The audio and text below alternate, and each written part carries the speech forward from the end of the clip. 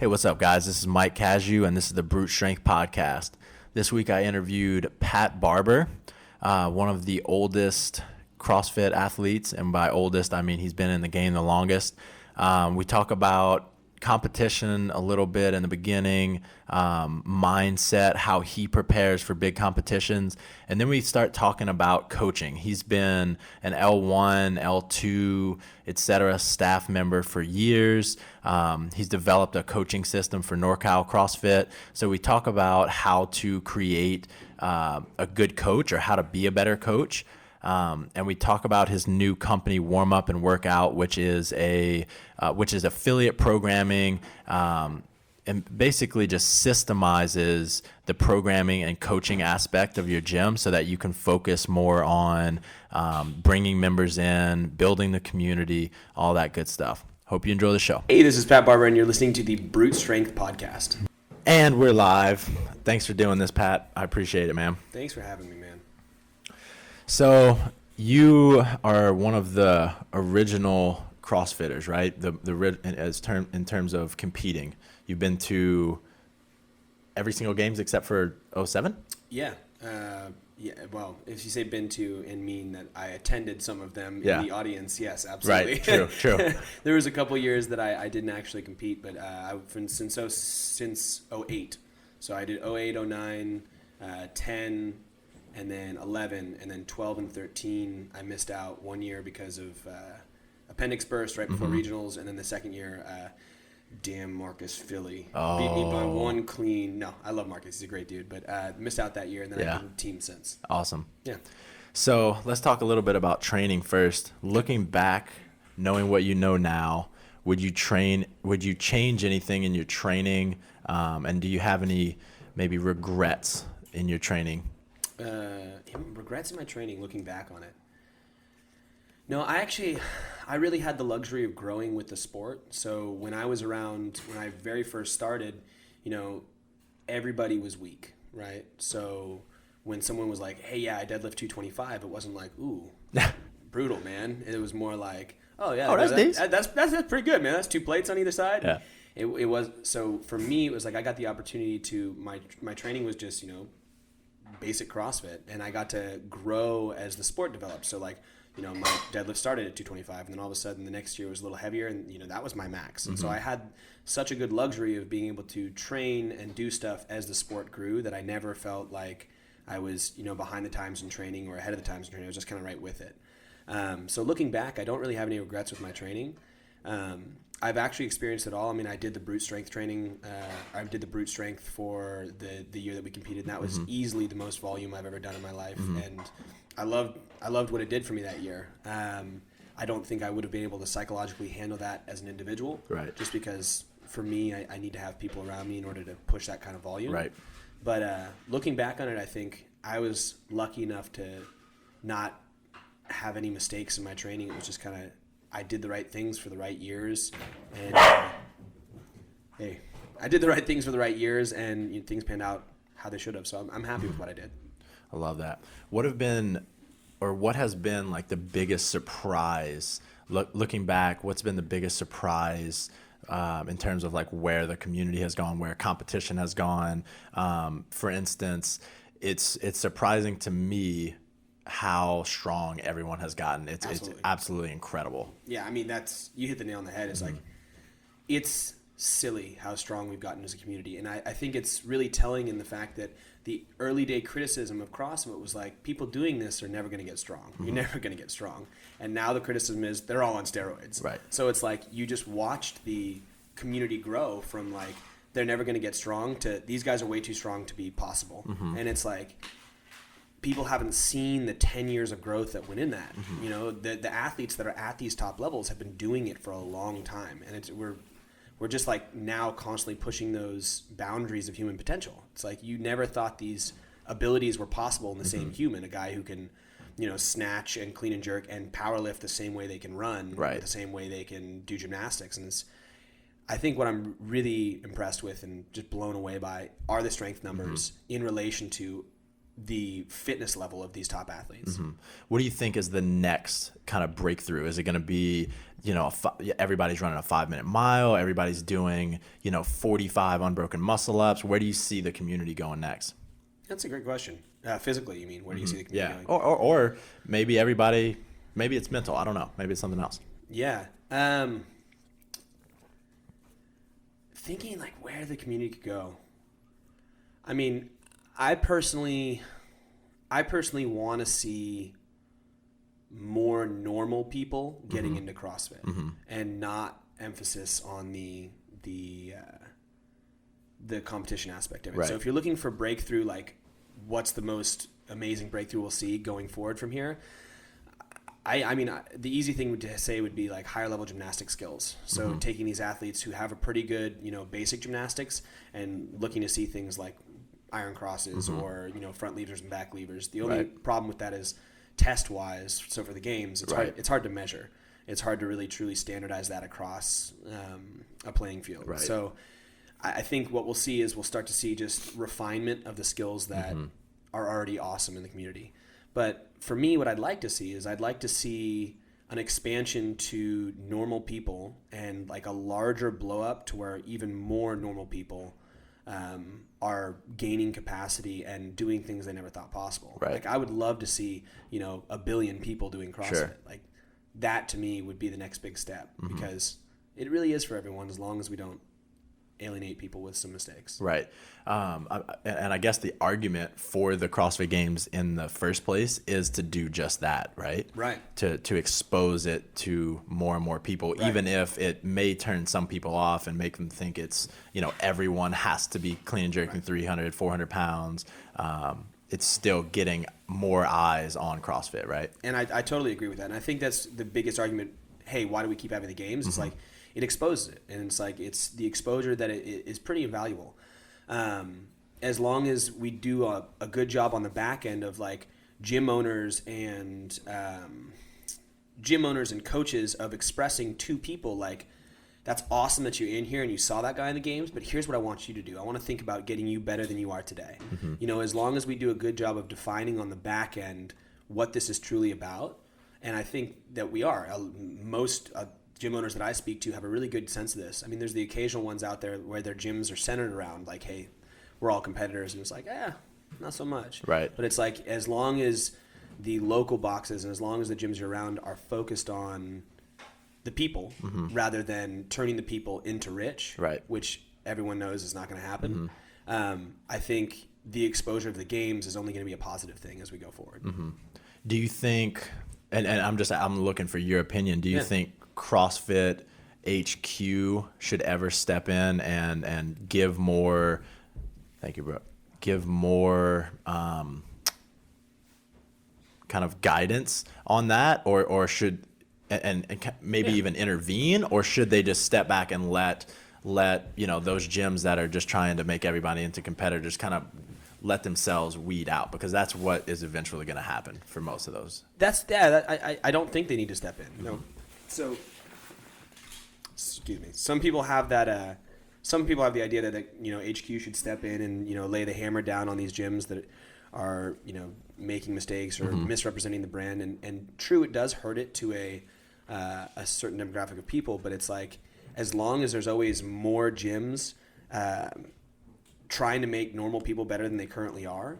And as long as there are people out there, period, not even more gyms, just people out there who are trying to do good, I think that's honestly the best we can hope for. I don't think HQ stepping in and saying anything would be helpful. Right. I think the only thing that HQ could do is they could continue to promote normal people as much as possible. So continue to do lifestyle stories, continue to do a lot of education on the finer points of why CrossFit's so awesome. Right. So once they grab the attention of the world with Rich Froning and CrossFit Games, just continuing to pump media that truly highlights the real actual benefits of CrossFit. Right. Which they do. Right. They're doing, and they do a phenomenal job of that. It's just the CrossFit Games are so sexy. I feel like it just takes, that's the first thing that most people see and want to watch. So that it turns into, oh, well, that's all CrossFit is about. But they're over here doing a shitload of media on the other stuff, right? Totally. And a lot of education. Totally. And I think, I mean, I think I was talking to someone who's close with HQ, and they were saying that, Greg views HQ a lot as like a media house. Like that's what it is. It's like our job is to get information to the world that they currently weren't getting. And I think the cool thing is they now have the financial means to produce such high quality media that even these simple stories are sexy. Like it's filmed with red cameras, and it's filmed with just beautiful storylines, and like you can still do the same thing and make it sexy. And I just continue to hope that I just hope that they continue to use that spotlight that they have to highlight that, which they do. But the games is so sexy. It's like it's so easy to get wrapped up in that and see that. I wonder if there's anything that could be done different. I don't know. I don't really know. I don't know. The bottom line is more and more people are being educated on what CrossFit is, and more people are moving correctly. Yeah. They're coaching better and better. Yep. It's still moving in a great direction, and I think it just takes time. Yeah, I guess that is it. It's like just continuing to stay as like people inside the community, continuing to stay open-minded to the people who are still outside the community, and trying to like not fight with them about it, but like educate, just be like, yo. Like, let's just talk. Let's like be open-minded. Like, I'm not going to crap on what you do. Like, let's just talk about what there is out there in the world fitness-wise. Right. And yeah, I think there's a lot of people in the community who are far more open-minded than have ever been before. Right. I think that's only going to be a benefit. Right. I agree. So you've been in a lot of big competitions. On game day, what's going through your head? Some people throw up before they compete. Some people are cocky. Some people in between. What are you? What's going on in there? Yeah, man, I love competition. Like, competition's terrifying and all, but CrossFit's a really cool sport in the sense that like you can only give it what you got. There's the margin for error is actually pretty small. So like once you get there, like you just go and do what you can. Unless you're incredibly mental. Right. So for me, I'm not. So when I show up to game day, I'm pretty relaxed because I know that whatever work I've put up into this point in time is what's going to be it happens out on the floor. I think it's different than a sport like, say, tennis, where you're competing directly against someone. If they play better than you, or if you tilt your racket one little thing wrong, it's like you're gonna lose. Whereas in CrossFit, you pick up the barbell, and then you pick up the barbell again. For most events, right? For most events. Yeah. I mean, there's a couple events where like... Snatch and clean and jerk, pretty much. Yeah, but even there, it's like... Your margin for error, sure. Like, there is a margin for error, but you look at these top lifters in the CrossFit world, and, you drop 15 pounds in their 1RM, they're going to hit that 97% of the time. Right. Right at 97, guys. Right at 90. Yeah, right at 97. Like, that's science. Crunch the numbers. We crunch the numbers. But it's like they do so much high rep, high load stuff that like their 1 rep max is, while they might miss those occasionally, like just behind that, it's like a very comfortable place. Like I wouldn't go out there for one attempt and attempt a 1 rep max. I drop 30 pounds and I'm like, it's scary, but I'm going to hit it, especially even if, and so like those events are the only things that to this day, like kind of freak me out. Sure.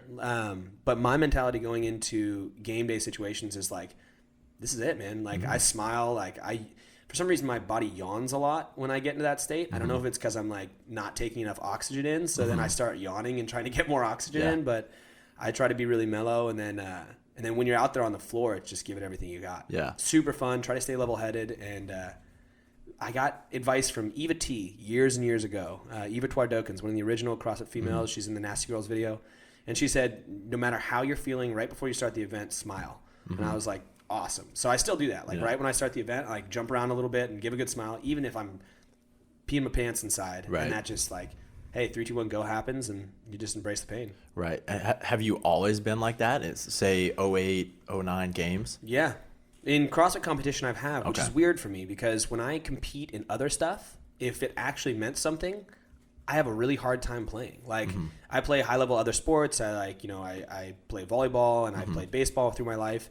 For some reason, when I have too much time to think, like I overthink it. Whereas in CrossFit, I feel like there's no time to think. It's like literally you're going, and you've got so much other pain to worry about that there's no like thought process that freaks you out. Right. Well, let me ask you this. So you said baseball. You played baseball in high school, college? I played just growing up through middle school. Okay. My high school didn't have a team. Okay. That's where I played volleyball. Gotcha. So let's take volleyball. Yeah. How many hours per week were you training? I'm trying to get a feel for do you think you prepared for those volleyball competitions like you prepare for CrossFit competitions? I want to say yeah, because back in the day, I never did training. I've only ever done CrossFit. In terms of like physical training, only CrossFit. When I played volleyball, all I did was play volleyball. Right. And it was like all day, every day, I just played volleyball. So I did put in the time, but I just think there's so much, I guess it's like anything else. There's so much self-doubt, you know, like maybe this guy's better than me, or maybe, you know, I should be frightened of what's going to happen right now, or this team is really good, or that ball's going to come fast. It's like, I think when you think about stuff is when you start to screw stuff up. Anytime that and I was thinking about this just the other day, and I think CrossFit creates like a perpetual state of this for me when I'm competing. There'd be times when I'd play, and everyone knows this who plays like high level sport. There's a time where like something will click, and then you can't do any wrong. Right. Like no matter what it is like people could just throw the weirdest, you know, curveball at you, and no matter what, you're gonna get it. Flow state. Yeah, just this flow state. And I would have these times where I'd in volleyball, there's rallying back and forth. I'd have times where a guy would go up and hit a ball and I should have dug it and I miss it. But then I'd have a time where it'd be like an important moment. I'd get a ball hit at me, I'd dig it once, and if I dug it once, I'm getting like 7 straight digs right after that. Right. Like they could keep hitting at me, keep running around, and all of a sudden you click into this mode. Right. And I think for CrossFit, it really turns that on like instantly as soon as you go and pick up the barbell. Because for me, I don't have to think about what could happen. It's just like, just be in the moment and do it. Right. So I prepared for volleyball, but just it's a different sport. You know, I think that last thing you said, you don't think about it. I think that is kind of unique. I think a lot of people, especially CrossFitters that don't come from an athletic background, they way overthink it. Right. You know, I can think of a handful of people that go into competition and they're already doubting themselves. They're thinking how much fitter everyone else is, and in my opinion, that leads to, you know, an elevated heart rate, just more stress, more tension in the body and stuff like that, and then they just fatigue faster. Yep. I think the ability to shut your mind off comes with practice. Yeah, and you know what's interesting though is like I don't shut my mind off to the work that I'm going through, but I shut my mind off to what's happening around me. So like I've always talked about guys like Jason Khalipa. Like Jason literally can not feel what's happening to him. Right. Like he just goes, you know, and you're like, whoa, like how do you turn your brain off? And like I'll talk to people after workouts and they'll be like, I don't remember what happened. What happened? You know, I blacked out. And you're like, really? Yeah. Because I'm really present. I'm very like aware of what's going on. I can feel every little movement of my knee. I can feel all the positioning that happens, but I let go of all the things around me. Like the things I can't affect. Like I let go of the fact that like Neil's going to go faster than me in the first 10 reps of this workout. Right. You know, it's 10 clean and jerks at 225. Yeah. Neil's going to go faster. Like I just let that go. And I think that's where a lot of people get wrapped up is they look to the people around them and they're like, he's ahead of me or he's behind me or they're right there. So I'm going slow. I'm less fit. I need to go faster. Shit. And but if you look at like good competitors, look at Rich. Like Rich is very conscious of what's happening around him, but he never lets that play into what happens to his own ability. Like he'll be not ahead for most of the workout, and it'll be like, sorry, I'm gonna beat you now. Yeah. and it's not that you shut off. It's just that you don't worry about it. Right. Do you? And you might not have a good answer for this, but I'm always looking for ways to teach that to people. The only answer I have is just spend more time being conscious of this kind of thing, and it'll kind of come together. But do you have a way that you teach young athletes or kind of peers of yours to do this kind of thing, just to shut their mind off in that way? I don't, but if I had to think about it, I would say it'll happen in your training. So like in your training, like as you're moving through whatever workout, say you're doing Helen, you know there's a threshold that you can go to. So as you're running, you can be like, it hurts to breathe right now. I can slow down or I can speed up or I can stay right here and see what happens. And if you're really hyper aware of that throughout any workout, you know what that feels like. You know where you're at, and you're focusing on just yourself. Now, it's good to train with other people to like glance over and see if you can go faster or slower, but the determining factor should be your threshold that you're pushing inside. And then come game day, if you just focus on exactly that, you just focus on what that threshold feels like. If you've done it a lot in training, then it makes it that much easier to kind of tune out what's happening outside you and go, okay, I'm just going to ride this border. I'm going to come to this threshold. I'm going to stay there, and I'm going to push back and forth to it. Right. So what I would suggest is ride your threshold and be very aware of where that is as often as possible. Right. Because what I think a lot of people do is they look to volume first and foremost, and they just kind of hit mediocre intensity. Yeah, for sure. Really high volume, a whole crap load for of it. sure. And then they get into a competition setting, like the games, for instance. I think the games is a perfect example of this, of a bunch of people who trained at mediocre intensity with really high volume, and then all of a sudden they got given a situation where in order for them to do well, because they're pitted against the world's best, they have to go full intensity. Right. But then they also have the volume associated with it. Yep. So like you look at these inexperienced game athletes who come in, and after 3 events they're in the lead, and then all of a sudden they go. Right. It's just because they redlined 3 times in a row. Exactly. Whereas the experienced athletes like Rich, he's chilling. Yeah. Like he knows he can be in the top 10 and still be okay. So I would say that more during training, riding the threshold and being very aware of where you're at with that would give you more experience to when you come game day, all you have to focus on is just riding that threshold. Right. And if you can't go faster, you don't go faster. If you can, hey, you push it a little towards the end. Right. But not in the very beginning of the workout. Yeah, I think the biggest difference is just doing the work to check off the boxes and do everything on your program, rather than maybe doing a little bit less, but doing it with higher intensity, more focus, that kind of thing, right? Yeah, but I also think that both are valuable. You just have to have the intensity.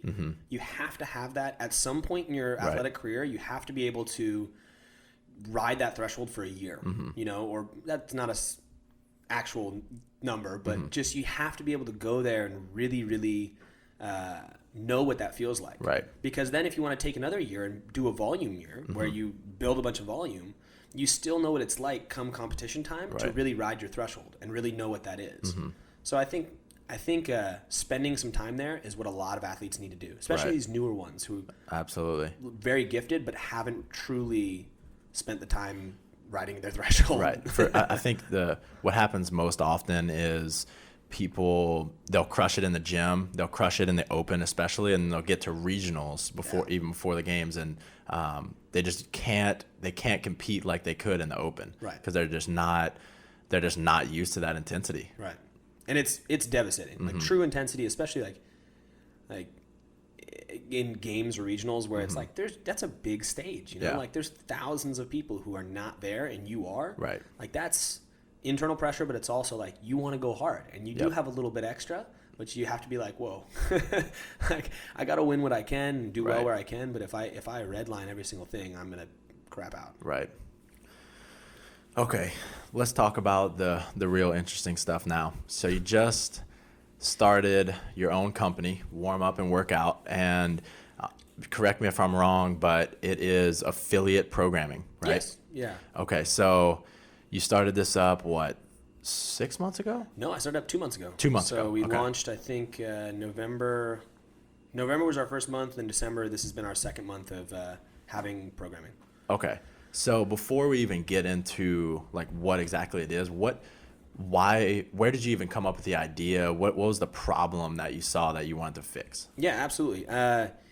So I've been coaching for a long time now. I've been in the CrossFit world for like 11 years, and I started, coaching full time first as a volleyball coach, and then moved into CrossFit coaching, and then doing everything from coaching at gyms and doing one-on-ones and classes to working for level 1 staff and now level 2 staff, and I've worked for multiple gyms and done a bunch of different kind of growth things in my life. I was right place, right time, and I was really lucky. And all that exposure to me helped me become a better coach. But where I saw leaps and bounds in my coaching ability was when I didn't have to think about the like day-to-day stuff, and I just had to think about what was happening in front of me. And that happened for me with my wife. My wife, she wasn't my wife at the time. She was my girlfriend, but she wrote these things called session plans, which were basically kind of a guideline for how to run the class. So she'd write up the workout and maybe some coaching focuses, some skill work, and she basically gave structure to the class, and then she'd also write the workout. So when I was coaching in New Zealand, it wasn't like show up and like try to think of something for the clients to do. It was like, here's a bit of a guide. Now, I want you to just instill your personality in it. I want you to focus on the clients you have in front of you and how you can use this to make them better. So that allowed me to just like let go and focus on the coaches in front of me rather than just like, okay, now I need you guys to run another 400 and do some more leg swings. Right. And even though running 400 and doing leg swings is a fine warm up, and sometimes we would do that, I would get wrapped up in doing it every day. Right. So basically, what I'm saying is, Taz started doing this for me, and she did it for all the coaches at her gym. She'd write these session plans, so every day the clients would get the same product, and the coaches could focus on their craft. Right. And we did it for years. We've done it for NorCal for years. We did it for CrossFit New Zealand for years, and we just kind of share a Google Doc on the back end. Taz writes it. And we're like, dude, we should give this to the world. We should help out coaches. We should. I started looking to gyms and realizing that people either do the same warm up. They do this like. It's strange. They call it the CrossFit warm-up because like way back in the day, there was the like do a couple rounds of Cindy and some leg swings. And it was called the CrossFit warm-up. But it's like everything that goes into the session before the actual workout, that's your warm-up. Yeah. Like not just getting the body sweaty. And I just saw a void in the community of people writing good session plans.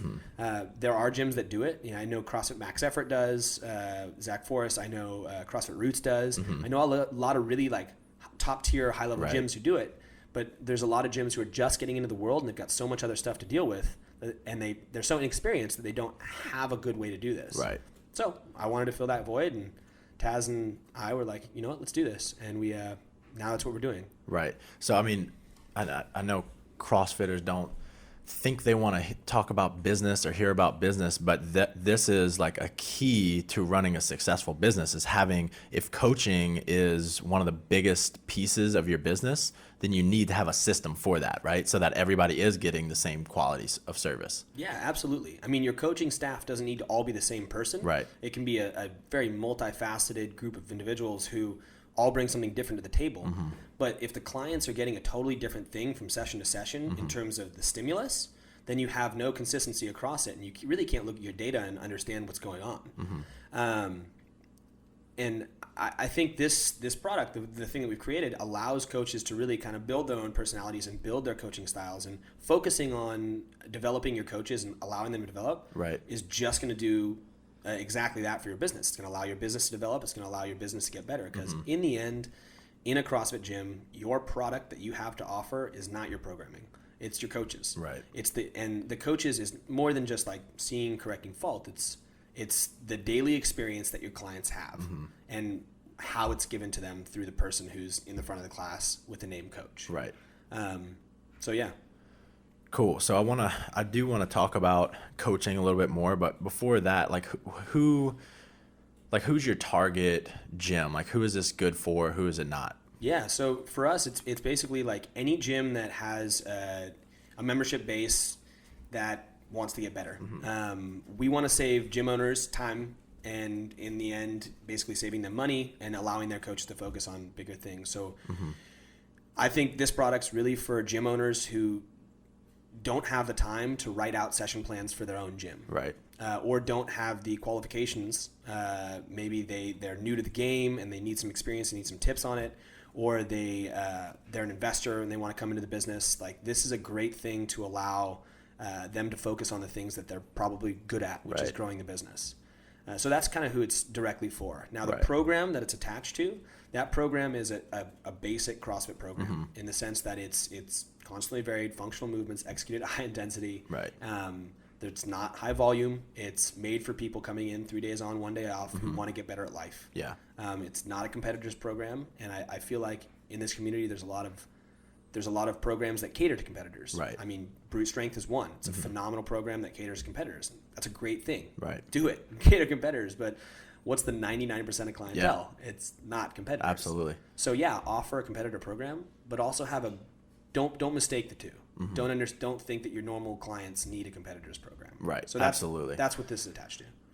The way I see it too is I think most gym owners get into it because they're good coaches and they could probably write a great program for their gym. But what this does is this takes potentially a pretty big task, systemizes it, and then it gives them the time to do. And I disagree. I think most of them are not good at growing their business, but it must be done if they want to keep that job, keep that gym open. So it gives them time to learn how to do that, to do the marketing, do the other systems work on your company, so that you can stay open and continue providing a good service, right? Right. And I honestly think too, like the product's cheap enough to where if an owner still wants to have a ton of input on the programming and on the manipulation of it, it's still an awesome kind of template or something to reference. Right. That, monthly they can look at, like, here's my program. I'm not going to do this like point for point, but I'm going to tweak stuff here and there based off the gear I have or based off of what I think my clients need or how they're feeling. And I think the coaches who want to be a little bit more hands-on can be with this. Whereas the coaches who want to be totally hands-off with it, like I would if I owned a gym, the reason I made it is because this is something I would use. I would buy this in a heartbeat. Right. If I didn't have someone already writing it for me. That's awesome. And I think this will allow for both of that. So yeah. You can focus on the things that are gonna keep your gym alive, make you money, focus on the community, all that kind of good stuff. Yes, sir. I love it.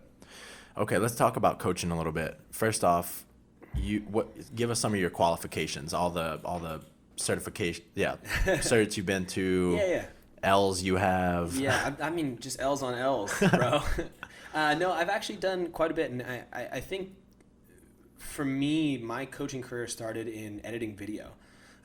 So my first job for CrossFit headquarters was to film and edit seminars. So I would go to level ones, and at the time, level ones had everyone from like Buddy Lee, the jump rope champion, to Mike Bergner, to Rob Miller, the rock climbing guy. Like, it had Greg Glassman lecturing. It was like all these top level people in their fields. And my job was to like film everything. I would mic up every lecturer and film every lecture. And then I'd get, come home from that week and you'd upload an entire weekend worth of lectures. And I'd have to sit there and sift through all the lectures again and again, and then sift through the movement again and again. And eventually for me, I refined it so many times because when you edit, you watch it, cut it down, watch it, cut it down, watch it, cut it down. That it was like, I think I could do this. Yeah. I think I have some knowledge here. So for me, that was like gaining knowledge through osmosis almost. Yeah. It was just like beat into me because I watched it over and over and over from some of the best minds that existed. Yeah. And so then I was like, okay, I've got all this knowledge. Now I'd love to coach. I'd like to see it being done.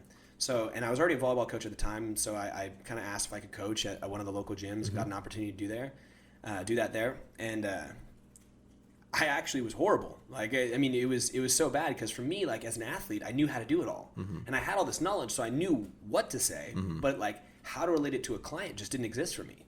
And I think all coaches go through this. Like, unless they think they're really hot shit, they understand that like right when they start, stuff doesn't work. Right. Like, you go to say something and it's like, that didn't work. And for me, not coming from a background of like, I'm a sports science guy, like I was willing to be wrong. I was willing to be like, that didn't work. I need to try something different. Yeah. Not saying that if you come from a sports science background, that's where you're going to be. I'm just saying like, I didn't have anything to be like, well, it should work. So that's why I'm doing it. So for me, it was a trial and error thing of like saying something and doing stuff and communicating and realizing that stuff didn't work. And then I coached a local affiliate for years, and then I interviewed to get on the level 1 staff, and I went through the old level 2, which is now going to be re-rolled out as the level 4. That was the thing. It had like a 80% fail rate.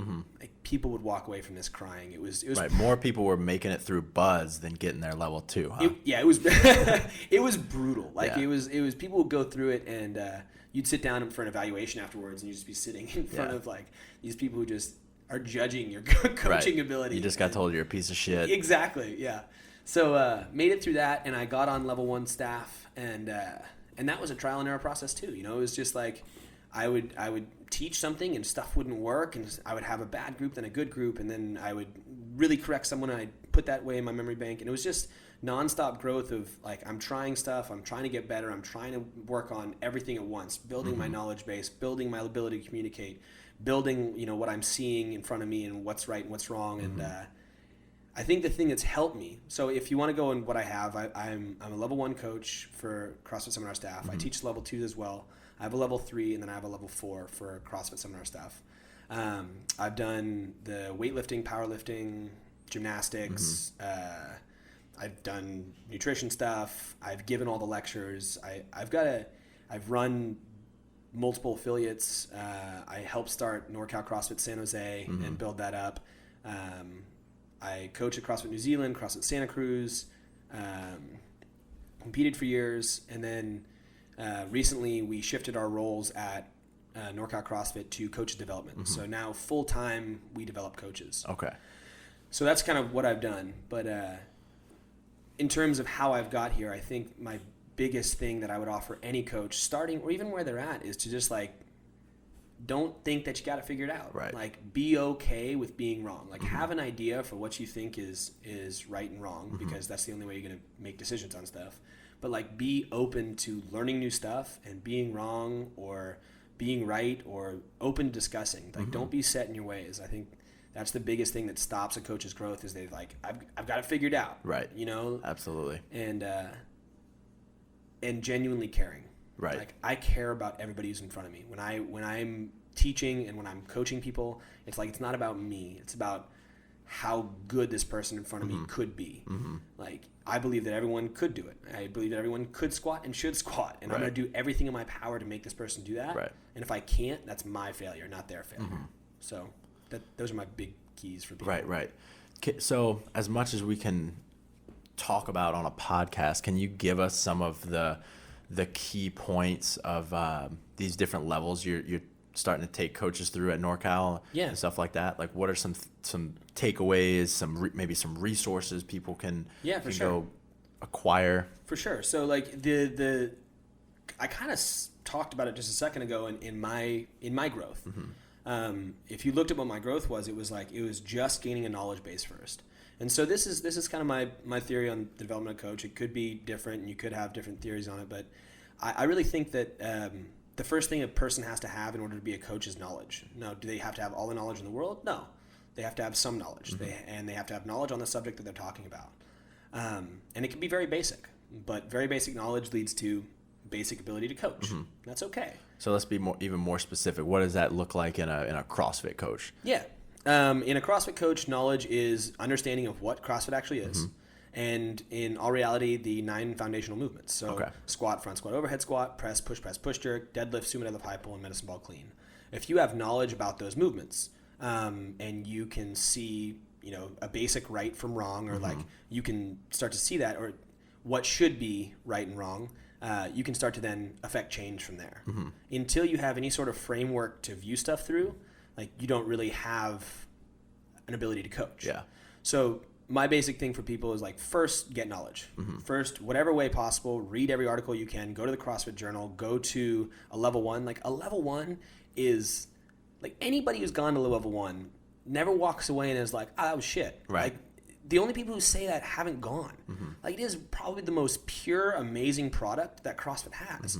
It's so refined to this date, and everyone who goes, even skeptics, are like, they walk away and they're like, oh, okay, I get it, like, I get where we're going. And if I could offer one thing to the world, it'd be that everyone in the world, regardless of their affiliation, goes through a level 1. Yeah. Because it's just basic knowledge. Going to teach you how to move and how to spot movement on other people. Yeah. It's pretty amazing. It's a great thing. So the level 1 is probably what I would say is the basic, is a great base starting point. It's like, you get the basic knowledge behind what CrossFit is, you get the basic knowledge behind the 9 foundational movements, and you get some basic knowledge on nutrition, some technique stuff, why we do stuff. It just kind of gives us a little bit of why and how stuff works. And then from there, you start coaching. Like, you have to. And people are really sad, people are really up in arms of like, you go through a 1-day or 2-day seminar and then you start coaching. It's like, because the only way you're going to get better at coaching is by doing it. Right. Now, do you then go straight out of that and you say, like, I've got a performance institute, come to me with 30 people? You go, no. You go out of that and you grab one person, you grab a friend, you grab a family member, and you're like, let's learn how to squat, front squat, and overhead squat. And you start doing this with people. So first, build knowledge. Get a base level. I think level 1's great. Any article in the CrossFit Journal is awesome to continue building that up. And then from knowledge, I say the next thing in the development of a coach is their ability to see fault, so see what's going wrong, and categorize it in their head. So situationally, whatever's happening in front of you, you need to be able to see what's going on, and then you need to put it into categories in your head of like, this is the most important, or this is the most important, or why is this stuff happening, and you can really start to categorize things in your head. But the only way you're able to see fault and then categorize it is by the knowledge that you have. Right. So that's why I consider knowledge the foundation.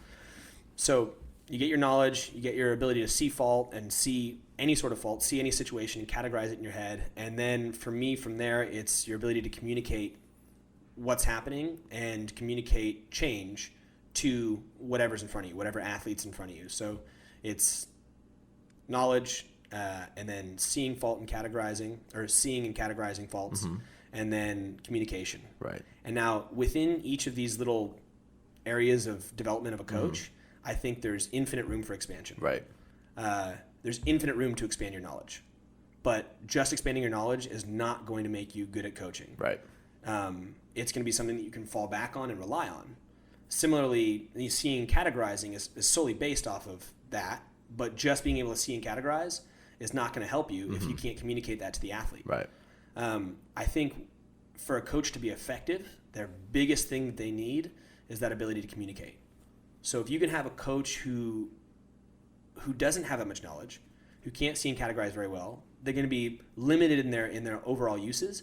But if they have an amazing ability to communicate to an athlete or anybody, they're going to be that much more effective. Right. Because what they do say will have immediate change.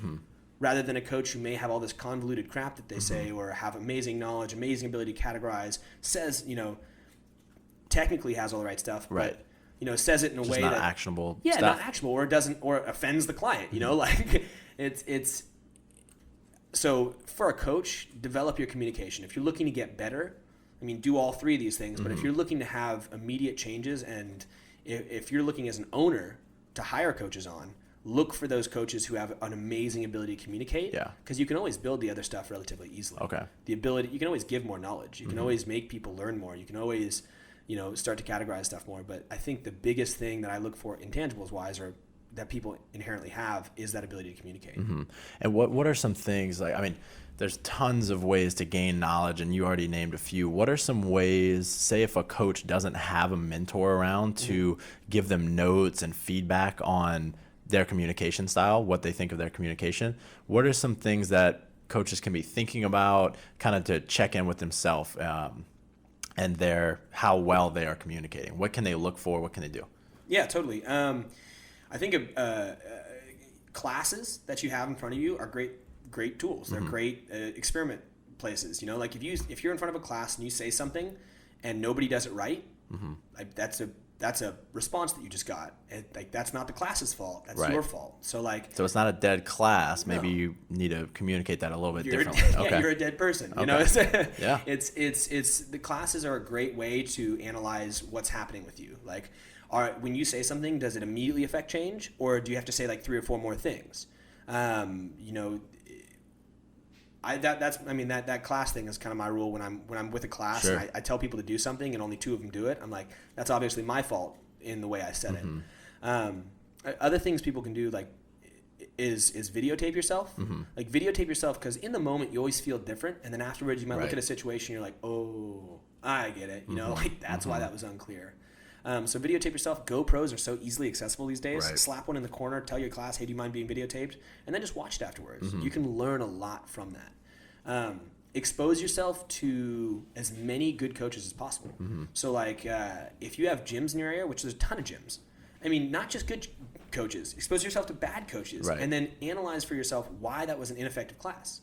So go and take a class at a local gym and be like, hey, do you mind if I drop in? And then just watch what the coach does.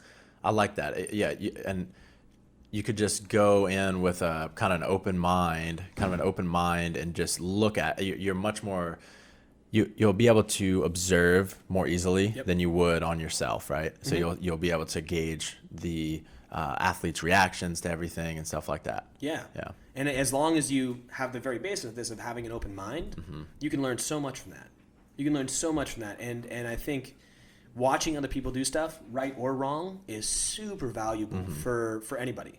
And so also try to find different mediums that help you. I learned very recently that I take zero information in when I read it, like none. Right. And I learned that through reading children's books to my son. They're like 7 pages long, and he's got like 8 of them. And every time I read them, there's a new page. Right. Which shouldn't happen Yeah. because there's only 7 pages and there's like 5 words on each page. I'm like, well, I've never seen this before. Yeah. So I learned from me, like, that's why school sucked, is because I don't take information in when I read it. Right. But I could listen to a podcast and I could repeat that podcast to you almost word for word. So find different mediums, and then find stuff that's in all kinds of different realms. Start talking about, start listening to podcasts, start watching videos, start watching coaches live, start doing stuff, take classes, go to, start meditating, like breach every realm that you can in every medium for learning and see what starts to like really cause you to have growth. Clicking with you. Yeah. Okay. Clicking with you. Because if you're just kind of trying to do what someone else thinks works, it's not going to work for you. Right. I want to talk a little bit more about this communication piece. I think people are getting way, way smarter. They're reading a lot of books. They're reading articles online, all that kind of stuff. I think people still have a lot of people have a long way to go with this communication. What are some ways? Let's think of some of the biggest kind of problems in a CrossFit class and maybe some like strategies you have. So you already mentioned one, like kind of a dead class, right? Are there any specific ways other than just getting really loud that you can kind of excite a class? Yeah. Get them pumped up? Totally. I mean, it kind of falls back on on my session plans, on what we do for session plans. If you don't have a clear like structure for how you're going to run through class, it's very hard for a class to feel like it has a good flow every time. So I think CrossFit has this concept called virtuosity. I mean, it's not a CrossFit concept, but they use it in CrossFit to describe movement. And it's doing the common uncommonly well. So doing the small things really, really well. And you can see it in human movement. You can see it when Rich Froning moves, and you can see it when other people move. That lack of virtuosity, or that ability to have virtuosity. And I think in coaching, it's huge with like how you speak and the things you say. So this is that communication piece. So like it's as simple as being like, all right, guys, we're going to do some liners. Ready and go. And then that's one way of saying something. Or it's like, hey guys, we're going to do some liners. It's going to be from this side of the gym to that side of the gym. Ready and go. Okay. Or it's going to be like, hey guys, we're going to do some liners. It's going to be from this side of the gym to that side of the gym. I want you to touch your hand on the other side of the line. And then I want you to come back and touch your hand on this side of the line. So it's not necessarily that there's more said. It's just that it's more to the point. So the client's not like, I don't know what to do. That's a very good point. I like that. Same thing with like, if you're like, hey guys, go grab a weight. People are like, what kind of weight? there's so much weight in the gym. What is it? And if you're like, okay, hey guys, go grab a dumbbell. You know, like, oh, okay, I need to go grab a dumbbell. Or then it's like, hey guys, go grab a dumbbell. Make sure it's one that you can press overhead with one hand. Like it's a little bit longer. Yeah. But it's just that it takes that thought process out of it. So the more like clear and concise you can be, the better. Now the opposite side of that is talking too much. Right. And I see that often. For me, with that, I call it teaching versus coaching. I call it someone else's thing that I love. And it's basically they stand in front of the class and they say all the right stuff, but there's no actual connection with the people that's in front of them. So they're saying like, we're going to dip drive, ready, go, dip drive, ready, go, blah, blah. But if someone's doing it wrong, there's no like, hey, try to be a little bit more upright. There's no like actual connection. You're not actually looking at the people in front of you. You're just trying to reference this, progression you have in your head, or this is why we're doing this, or blah, blah, blah. It's like people care less about why they're doing it. People care less about the words you're saying and more about how they can move better. Right. So if you can be like, okay, here's the progression we're going to go through. When I say go, I want you to dip drive. And then you look, Jim, don't drop your chest. Right. Or like, Jim, keep your torso upright. Bethany, narrow your stance up. You know, like as long as you're having those check back ins with the clients, it kills that dead space. It's rather than you're like talking at them and you're like with them. So I think that communication piece of really being with the clients and not just teaching them and actually coaching them is a huge thing for communication. Right. That's a great little piece of advice. What about, say, someone who's maybe not as confident and they have a hard time being assertive and kind of corralling people? Do you have any tips for that kind of person? Totally. You don't have to be confident necessarily. I mean, it really, really helps to be confident and comfortable in front of a class. And the only way to do that is to be in front of a class and do that. And the biggest way to build confidence is to build your knowledge on the back end. So you know what you're saying has some weight to it. Okay. But what I would say is make sure that you have a guideline going into the class. Right. That's huge. So even if you don't have like tons of information on it or whatever it may be, if you have a good, to refer back to what I do is I'm thinking it too. To refer back to my product session plan. Right. Like if you have a good session set out, you're not like, what are we doing next? You just look at the board and you're like, all right, here's what we're going to do. Right. And then what I would say is have people move on your command. So that's gonna cause people to put the focus on you, and though you might not be confident, it'll make it so you can control the class a lot better. What I see a lot of coaches do, and move on your command means something like, okay guys, when I say down, go down. When I say up, come up. We're going to do a squat. Ready? Down. They all go down. You look around, you judge some stuff. Up. They stand back up. Rather than, all right guys, do 10 squats for me. Right. You know, like you cue them through the movements, and it makes it so everyone's moving on your go. You don't need to be confident to do that, but it's just a different way of doing it rather than be like, all right, we're going to do some push presses. Ready? Do some push presses. Because then you're walking around trying to adjust as you go. Some people finish faster. Some people finish slower. The more you can have people move on your command, and the only way you can do that is if you have structure beforehand because you know you're going to move through these steps of a class.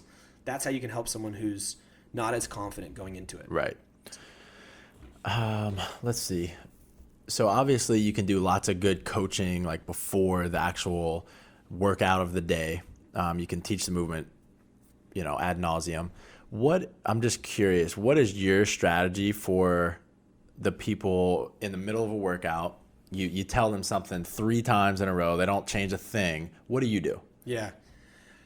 I think for me, you have to really see who they are and where they're coming from. Now, if you tell someone 3 times they don't do it, are they doing it because A, they're not listening to you, B, they still don't understand you, or C, let's see, they're just, maybe just A and B, they don't understand, or they're, C, they can't.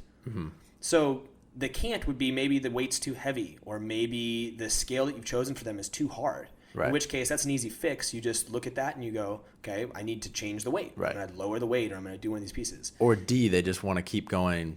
That's the guy who's not listening to you. Oh, okay. Gotcha. That's the guy who's not listening to you. That kind of not listening. Yeah, that kind of just bad ears. Like no. Okay. This guy who's not paying, no, I'm not going to do it. The guy who doesn't understand it, that's the person where I'm going to slow him down. I'm going to stop him and be like, and try to get them to explain it in a different way than I have to get them to understand it. Maybe give them a why as to why they're doing it so that they start to get it better.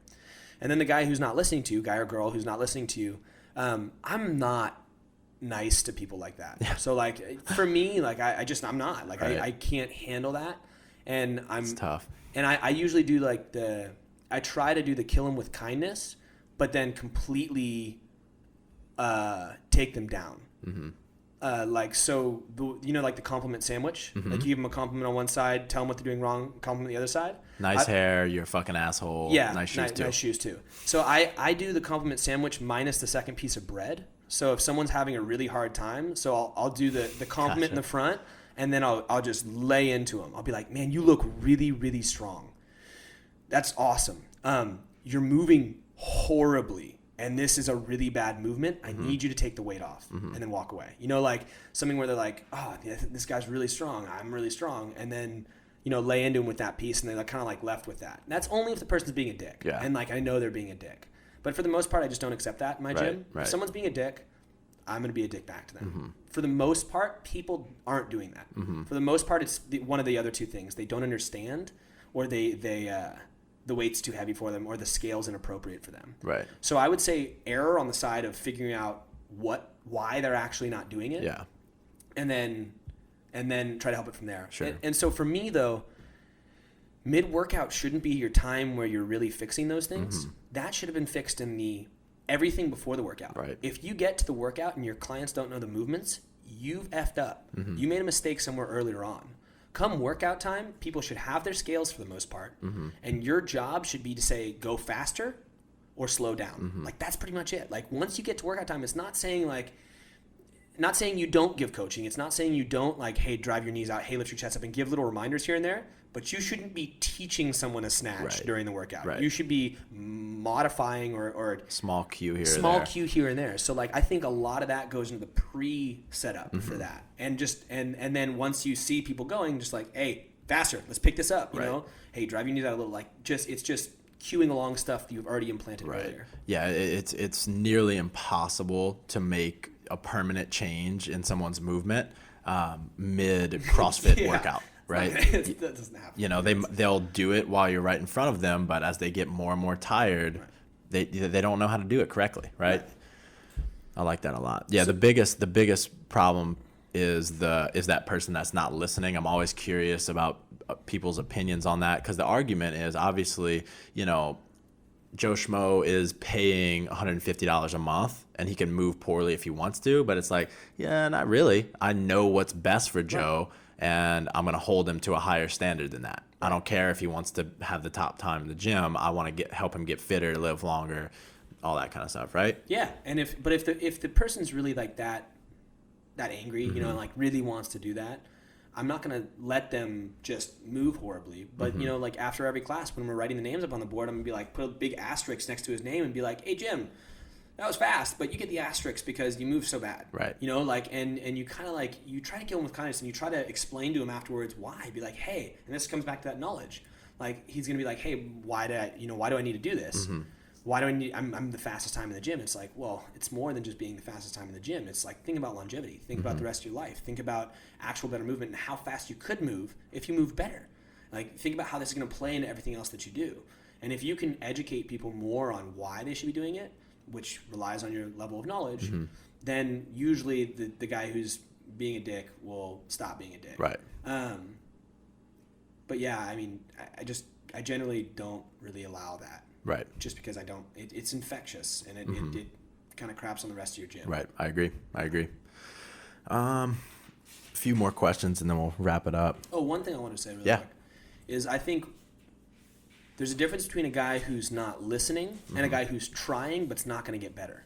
And what I mean by that is, like, say you've got a guy who's got an immature squat. And every time you come by him, it's a front squat workout. And they're mid-workout. Every time you come by him, you say, drive your elbows up. But his elbows don't go up that far. I mean, but you see the face. You see the trying. You see him making it happen. I think that's where a good coach and an okay coach really separate themselves out.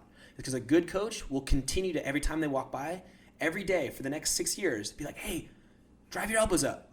Whereas the bad coach would be like, that's just how Steve moves. Yeah. And walk on. Right. So, like, making that separation in the head, it's not like you're going to give up on him. Right. But it's also not like you're going to sit there and, like, you can't lift the weight until you do this. It's like, no. Like, every time you come by, you're going to give them a little cue, and you're going to be like that. And that's the coach that's really invested. Yeah. He knows their athlete. He knows they're not going to magically have this upright torso. Yep. And he's not going to let them move unsafe. But he's also not going to be like, okay, he's just that way. And I think a great coach is the one that's going to stay after or pull him aside the next time he comes in and figure out exactly why he can't get his elbows up, right? Absolutely. Because you're not going to fix it by just saying elbows up, elbows up, elbows up. Absolutely. But you're invested in, like, figuring out why, because they're coming to you for that. Yep. Love it. So you're a super successful guy. You know, in many ways, you ever have any fears or doubts about anything in life, and how do you deal with those? Yeah, man. I have fears and doubts all the time. Like, I've doubted my athletic ability for years.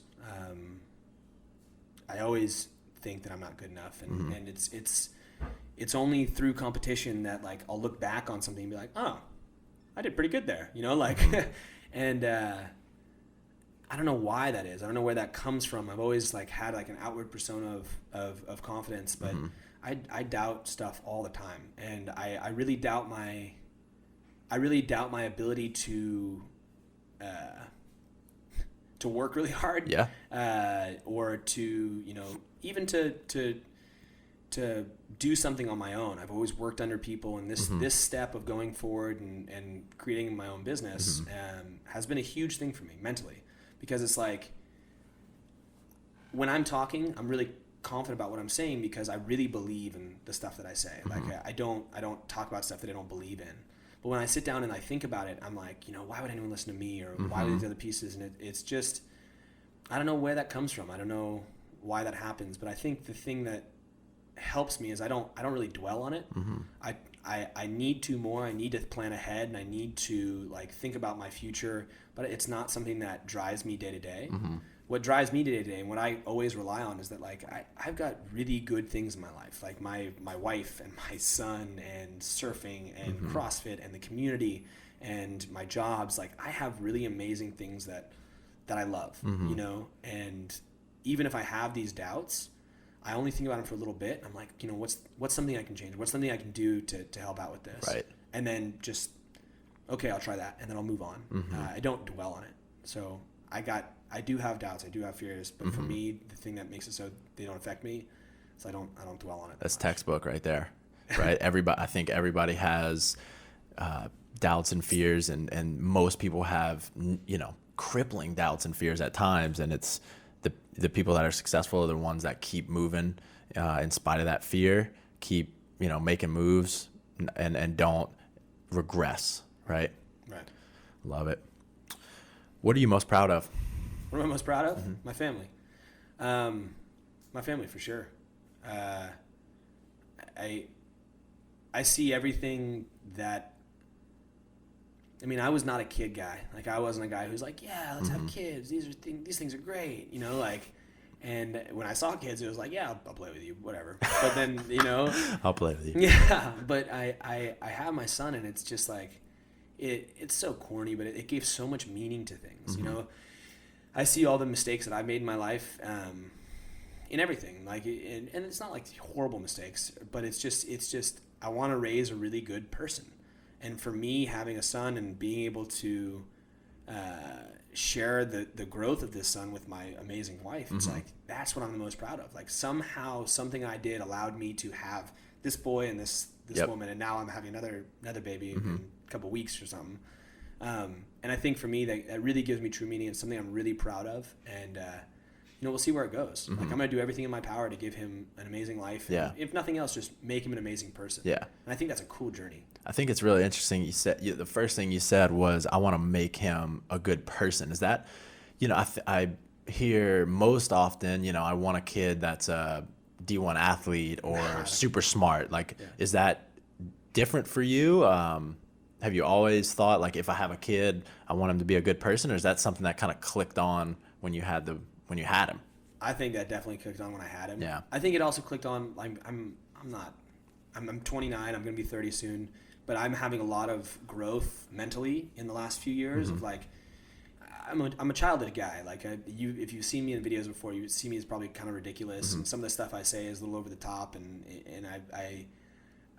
but I'm really coming to terms with who I am, and like how I view the world and how I fit into the world, and without getting too spiritual and hippie and stuff, please. It's well, it's just me. That I do know you, but and you're an amazing example of this. It's like you go through your years of life and you learn so much in all those years, and then all of a sudden it doesn't like accumulate to this point, not that this is it. It's just like your mind's opened up to like the potential of being a good person, and what that really means, and it means so many different things. And I think for me, it came to this point where like being a good person to me is like being helpful to the people around you, and being someone that doesn't like harbor spite, and who sits around and I don't need you to meditate. I've said meditate twice now. I can't meditate. Like I've tried meditating, and I probably should do it, but like I sit down for like 5 minutes, and I just and go around. And I'm reading autobiography of a yogi right now, and it's just like so much of it to me is like, this is ridiculous. But there's some wonderful thoughts that these people have had, that people before you have had, that that are just cool to look at. It's just try to view as much information and as much of the world as possible. Right. And I want to, since I've been thinking about this, like I want like to be happy, and I want my son to be happy, and that doesn't mean having a lot of money necessarily, and it doesn't mean, you know, like being spiritual. That just means like being happy, right. and having good definitions of happy, like going out and doing stuff. And like, I'm not going to force anything on my son. Like he can do, if he wants to be a D1 athlete, we'll be a D1 athlete. Right. I'm just going to provide as much stimulus as possible in positive ways. And whether or not that's right or wrong, who knows? And we'll see what happens. You Right. know, like I'm going to try to support him the best I can. And, you know, sometimes like it's pretty funny. Like as attached to it as I am, like I understand that like growing up has so much involved in it that you can never really know what's going to happen. Right. Like my son the other day, and he's done it a couple times where he like, as much as I love him, he'll be like, I'll be like, do you love mom? And he'll be like, yeah, I love mom. And I'll be like, but I don't love dada. And I'm like, what do you mean you don't love me? And like, so for me, like, I'm not going to take that on board. I'm not going to be like, this little fucker just love, you know? I'm just like, that's hilarious that he has the consciousness enough to be like, yep, love my mom, don't love my dad, you know?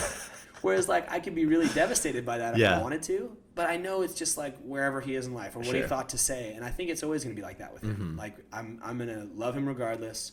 I'm going to love my wife regardless of what's happening in our lives. Right.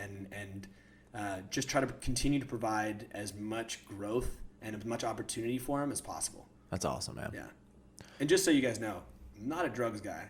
Yeah. Like, I'm not into like experimental growth of like, let's go do some peyote and things happen. I think you can find all that stuff. Personally, I think you can find all that stuff through life. Absolutely. And for me, it's not like that's not the awakening that I'm looking for. Yeah.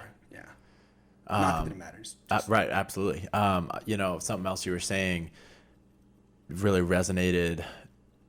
I think people, you know, hear different ideas and fields of thought, you know, say yoga or meditation or, you know, different kinds of therapy, and they just close the book on it before they even learn about it. And, you know, take what you like, leave the rest. And if nothing else, at least you can know that you tried, and you can close the book on that. Totally. Right. I mean, that goes for fitness. Right. Like, never close the book on anything in fitness. I mean, keep your mind open. Like, go to bodybuilding seminars. Go to the manufacturing of Globo Gym websites. Like, go to everything that you can possibly get your hands on, and take what you think makes sense to you.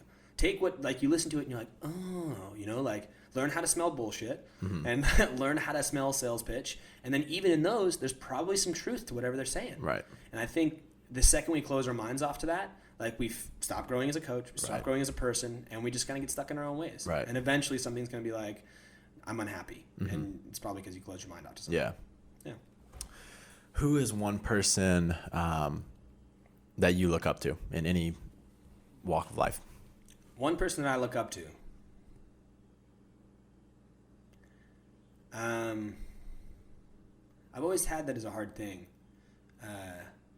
Because I have people like, I look up to the certain aspects of them, but then not others. Yeah, that's fine. But I mean, if I'm gonna like get like honest and kind of savvy with it, I really look up to my little brother. My little brother, not like he's a golden child or anything, but he has so much of the things that I don't have. So much of the work ethic and the determination and like the mental capacity for dealing with massive amounts of scholastic stuff. Is he in med school right now? Yeah, so my little brother is he got a full ride to UCLA med school. Okay. So like he did so well on the MCATs and he did so well on the interviews that he got a full ride. And it's like he crushes school, like, and he crushes that information, and he's also like a really good person. Like when people talk to him and they deal with him, because he was a coach at our gym for a while, they like basically describe him as a more Christian version of me. Oh shit. Which is funny because neither of us are religious, but it's like what they're trying to say is he's a lot nicer. So they're like, he's like you, like all your good qualities, but he's a lot nicer, you know. And it's like, oh yeah, fuck you, you know, like. So I really admire his like a lot about him, and so I look up to him in a lot of ways. I mean, I look down on the fact he's my little brother, right? And I'm better than him at everything. Yeah. But if I really do look up to him. Yeah. I mean, and my wife. I swear I'm not trying to be sappy on this Yeah, show, but it's gotta like, throw that one in there. yeah. But no, my wife is like, she's a strong ass woman when it comes to like mental capacity and physically, and it's just, I admire that so much in people who can just grind through stuff. Like I have such a hard time being like, I'm uncomfortable, I'm gonna stay here. Right. It's right. like, I'm uncomfortable, fuck this, I'm doing something different. Yeah. You know, that's why I haven't learned guitar yet. Word. I've owned 7. Yeah. I'm very similar. I've played for years and years, and I've been playing for 13 years, and I've probably been, it's like an on and off relationship, and I've been off for probably 8 of those years. Makes sense. Yeah. Yeah, dude, I'm in there with you. Yeah. Except I don't have the time where I consider actually playing. Right. I'm just like, nope, this is too hard. Give me Guitar Hero. We'll play. Right. Well, shit, man. That's really cool. I appreciate it. Where can people find you? Where can they learn more about what you have going on? Yeah, you can find me at just warmupandworkout.com. So what we do is warm up and work out. So just go to warmupandworkout.com. That'll have all the information there. There's 7 free days of session plans and programming to see kind of what our program's like. We've kind of building some resources and coaching help there. If you're ever in the Northern California area, I work full-time for NorCal CrossFit, and come on in there. We don't have a drop-in fee at NorCal. We love having visitors. So if you ever want to hit me up, you can shoot me an email. My email is on our website, or just Pat at NorCal CrossFit. Okay. And I love kind of hanging out with people and chatting and just kind of continuing to grow my knowledge base. Sweet. Social media at Pat Barber? Pat Barber CF. CF. Pat like Barber that. CF. At Pat Barber CF on Twitter or Instagram as Okay. well. Awesome. All right, guys. If you haven't already, go to www.brutestrengthtraining.com. Sign up for our newsletter. We've got lots of free articles, programs. We'll be sharing all the new podcasts, all that kind of good stuff. Thanks, Pat. Appreciate it.